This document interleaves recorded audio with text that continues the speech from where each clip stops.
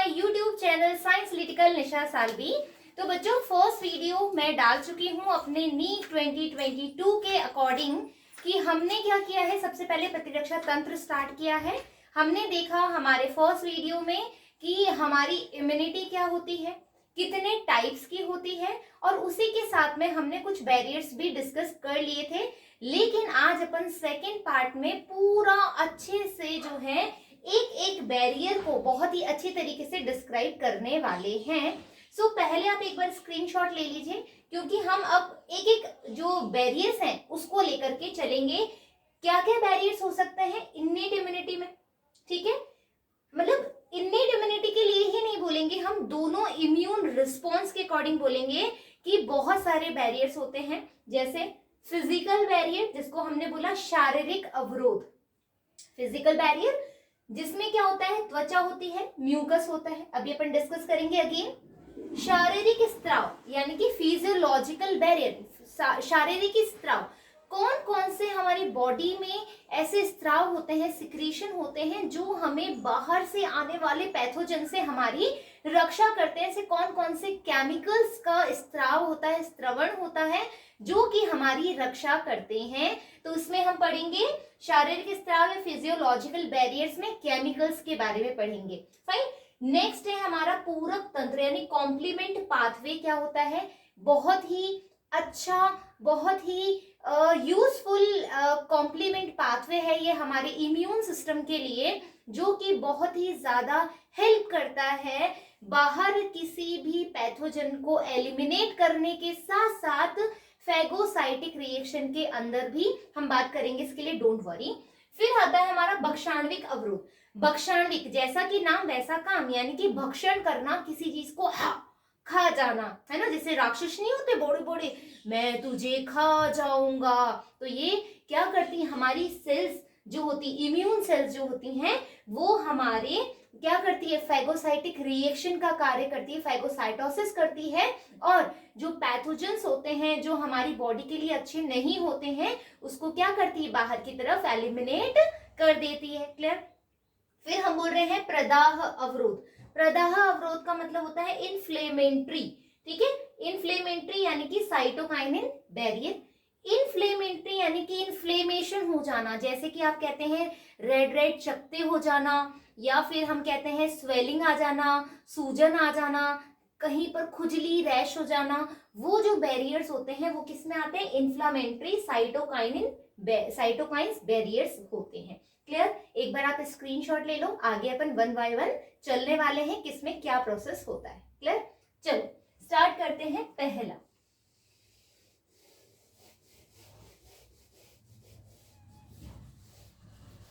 तो पहला बैरियर अपन स्टार्ट करें, ठीक है।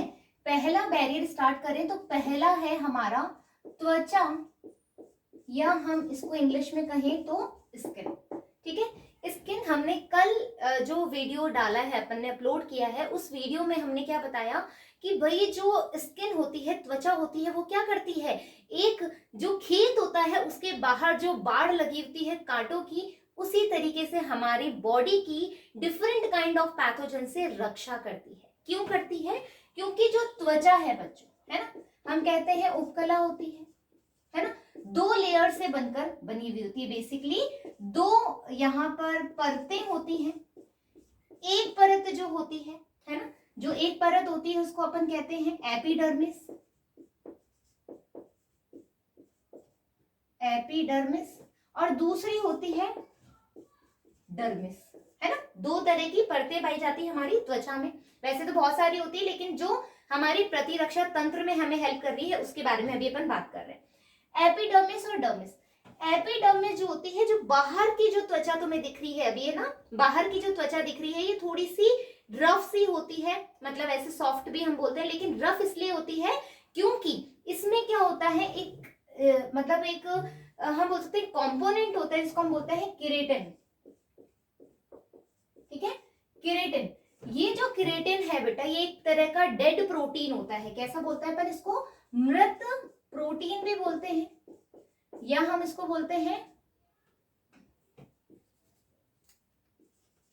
डेड प्रोटीन, ठीक है। डेड प्रोटीन भी बोलते हैं। ये क्या करता है, ये जो केराटिन है, यदि हम बात करें कोई भी एक पर्सन है, मान लीजिए ये पर्सन है, बड़ा सा प्यारा सा है ना, इसकी बॉडी में ये लो, ठीक है, अब कैसा भी बना है इट्स ओके ना। अभी अपन को क्या देखना है, अपन को ये नहीं देखना है कि कितना स्मार्ट लग रहा है, अपन को देखना है कि एक्चुअल में प्रोसेस क्या हो रही है।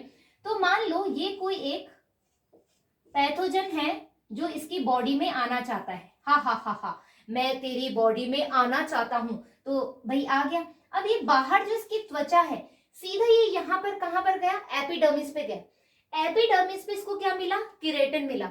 यदि इसमें इतनी क्षमता नहीं है कि ये केराटिन को भेद पाए, है ना, क्या है, इसमें इतनी क्षमता ही नहीं है कि ये केराटिन को भेद पाए, तो ये क्या करेगा, वापस से अपनी तरफ लौट जाएगा मायूस होकर के, कुछ भी नहीं हो पाया, मेरे को तो जाना पड़ रहा है।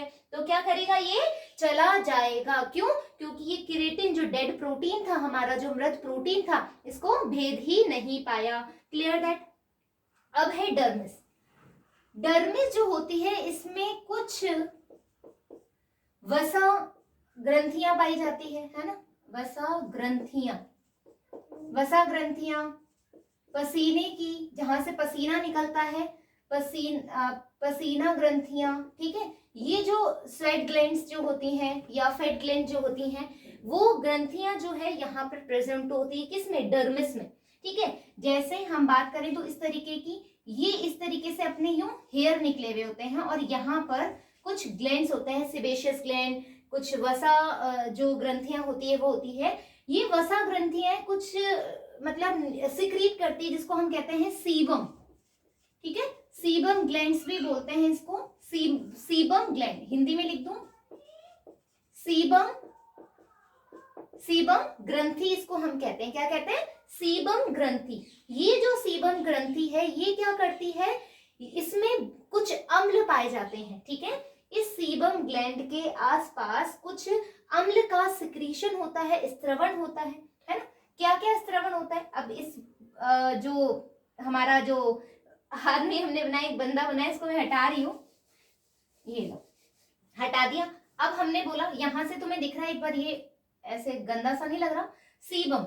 अब ये क्या करेगा, जैसे मान लो कि अब एपिडर्मिस को वो क्रॉस कर गया, मान लीजिए कि जो एपिडर्मिस है उसको क्रॉस कर गया पैथोजन, तो किसके पास आएगा, डर्मिस के पास आएगा। डर्मिस के पास क्या है, वसा ग्रंथियां, पसीना ग्रंथियां, इनके अंदर से कुछ अम्ल सिक्रीट होगा सीबम ग्लैंड से, तो हमारे पास यहाँ पर क्या होगा, वसा अम्ल होंगे और लैक्टिक अम्ल होगा, ठीक है। वसा अम्ल और लैक्टिक अम्ल होगा, वसा अम्ल और लैक्टिक अम्ल। ये वसा अम्ल और लैक्टिक अम्ल मिलकर क्या करेंगे, हमारी जो स्किन होती है, जो त्वचा होती है, इसका जो पीएच है ना, जो पीएच है, कंसंट्रेशन ऑफ हाइड्रोजन आयंस, इसकी कंसंट्रेशन क्या रखते हैं, 3 से 5 रखते हैं, 5 रखते हैं।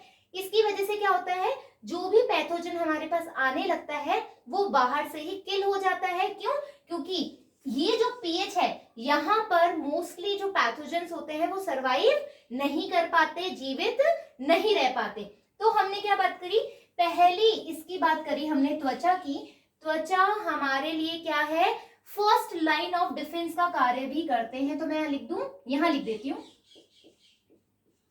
फर्स्ट लाइन ऑफ डिफेंस, ठीक है।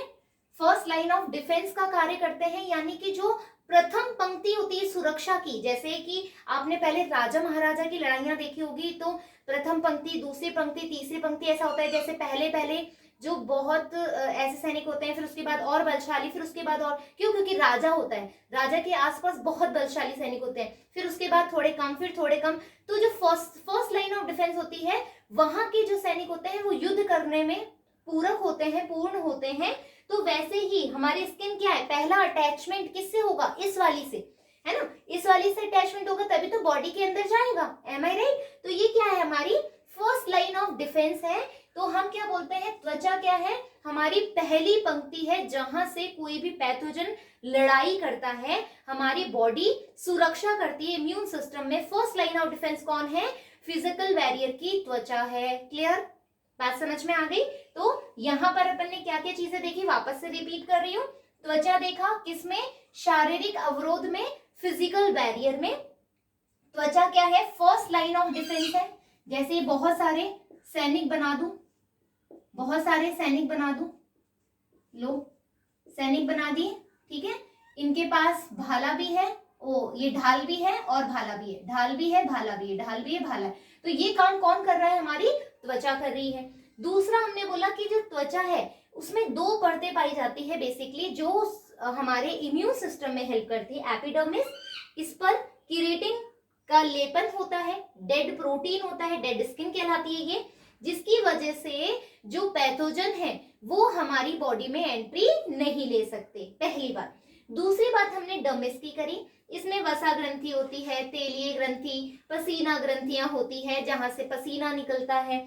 फिर हम बोलते हैं यहाँ पर जो जहां से बाल निकले हुए होते हैं उसके आसपास वसा ग्रंथियां होती है, जिसमें हम सीबम ग्लैंड्स भी कहते हैं। इस सीबम ग्लैंड से कुछ अम्ल निकलते हैं जिसको हम वसा अम्ल या फिर लैक्टिक अम्ल भी कहते हैं। ये जो अम्ल है ये क्या करते हैं, पीएच को बरकरार रखते हैं, त्वचा की क्या रखते हैं, 3 से 5 रखते हैं, जिसकी वजह से जो पैथोजन है ना, जो सूक्ष्म जीव है जो हमें हार्म करना चाहते हैं, उसकी एंट्री हमारे शरीर में नहीं हो पाती। इस तरीके से जो त्वचा है एज अ फिजिकल बैरियर अपना रोल अदा करती है। Am I clear? आगे बढ़े, एक बार स्क्रीनशॉट ले लो आप। डन, फाइन, चलिए आगे बढ़ते हैं। रफ कर दूं ना पक्का? चलिए, ये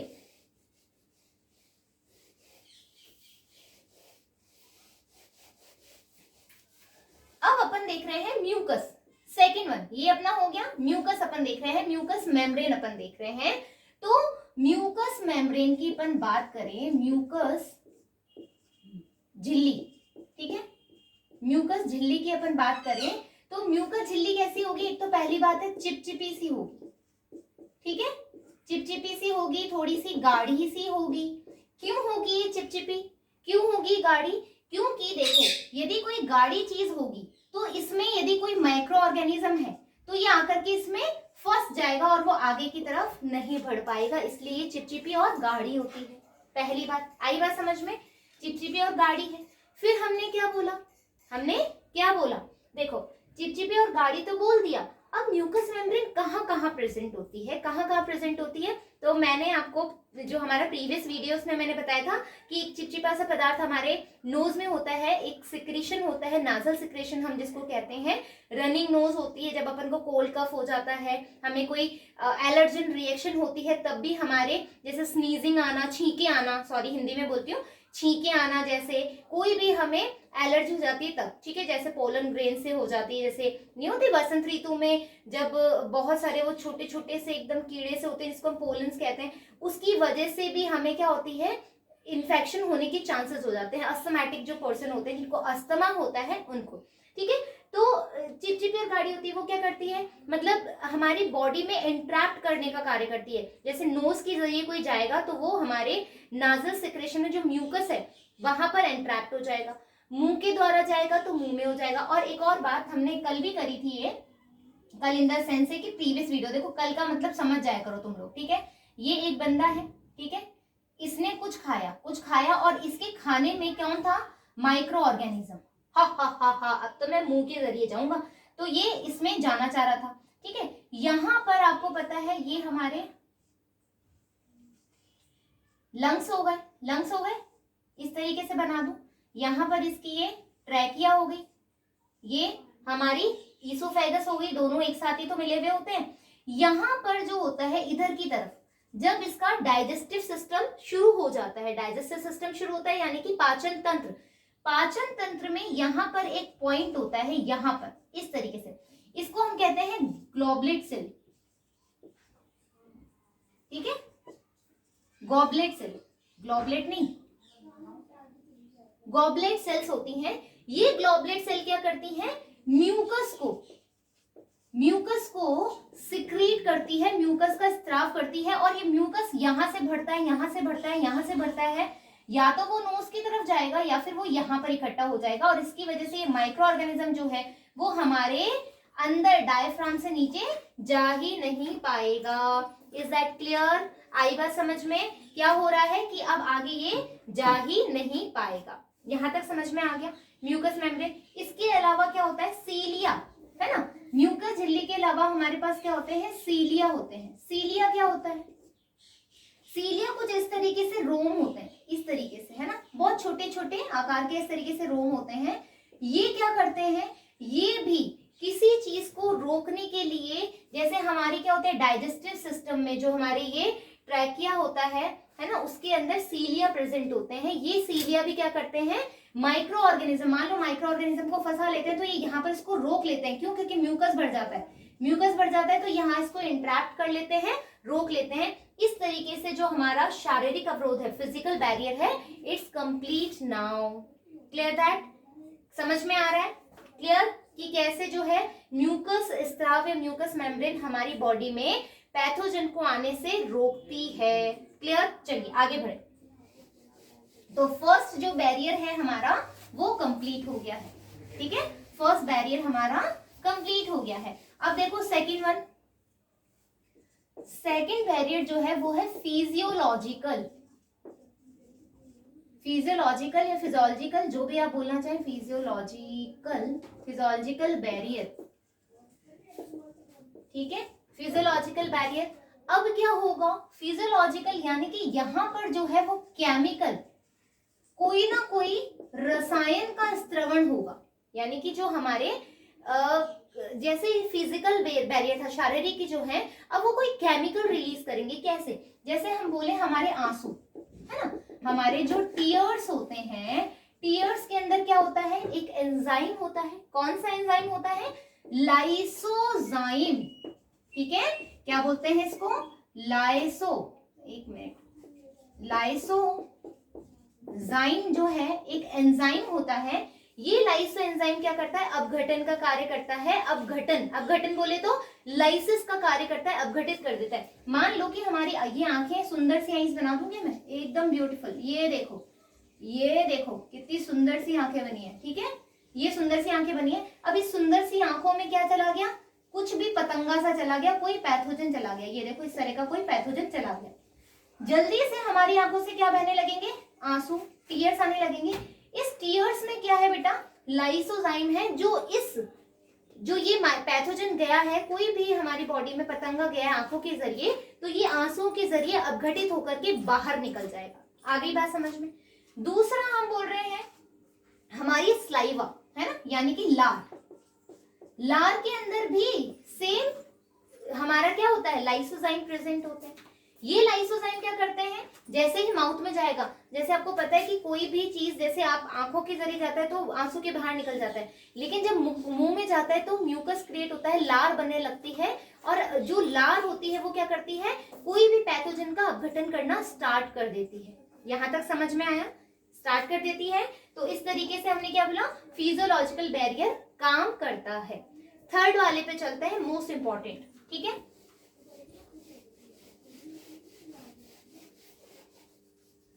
फर्स्ट वाले पे चलते हैं, ओ सॉरी थर्ड वाला है हमारा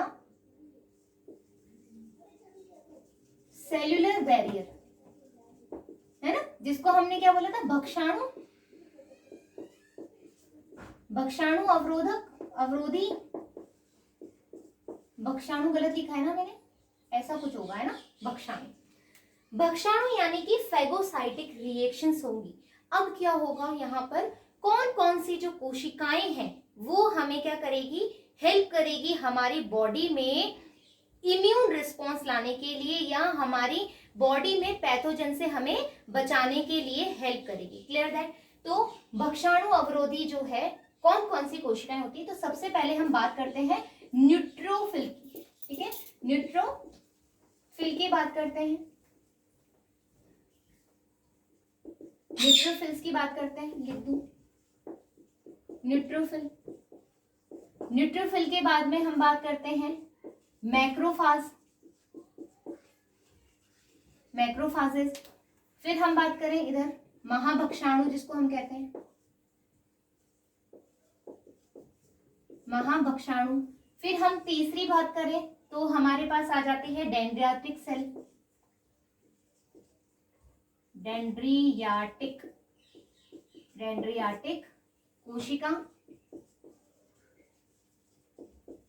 डेंड्रियाटिक सेल्स, ठीक है। फिर इसके अलावा हम बात करें तो नेचुरल किलर सेल्स, जिसको हम एनके सेल्स के नाम से भी जानते हैं। ठीक है, एक बार इसका स्क्रीनशॉट लेना पड़ेगा क्योंकि अपन एक एक सेल्स के बारे में बात करेंगे। ठीक है, एक एक सेल्स के बारे में हम बात करेंगे कि न्यूट्रोफिल्स क्या है, मैक्रोफेजेस क्या है, डेंड्राइटिक सेल्स क्या है और नेचुरल किलर सेल्स क्या है। क्लियर, एक बार स्क्रीनशॉट ले लीजिए आप। ले लिया।